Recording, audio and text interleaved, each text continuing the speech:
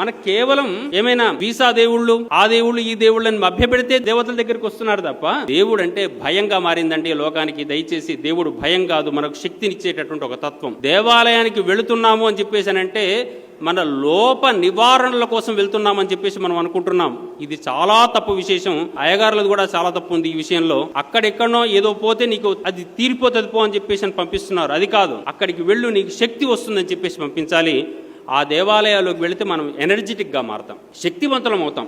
ఆ శక్తిని మనం బాగా ఉద్ధరించుకోవాల్సిన అవసరం ఉంది. ఓ 10 సార్లు వెళ్ళండి, దేవాలయంలో ప్రదక్షిణ చేయాలి అన్నారు. ఎందుకు చేయాలి? నేను అదే చెప్పాను. భూమి ఎవరి చుట్టూ తిరుగుతుందిరా నాయన? అదేం సార్, తన చుట్టూ తాను తిరుగుతుంది, సూర్యుడి చుట్టూ తిరుగుతుంది. మరి భూమికి ఇంత శక్తి ఎక్కడి నుంచి వచ్చింది? సూర్యుడి చుట్టూ తిరిగితే శక్తి వచ్చింది. మరి నీకన్నా గొప్ప శక్తి చుట్టూ తిరిగితే నీకు శక్తి వస్తుందని భూమి చెప్పింది కదరా, నీకెందుకు రావట్లేదు? దేవాలయంలో ప్రదక్షిణం చేయి. నీ మనస్సును కూడా నిత్యము దైవం చుట్టే తిప్పేటట్టయితే నువ్వు శక్తివంతుడు అవుతావు, దేవాలయం నువ్వే అవుతావు.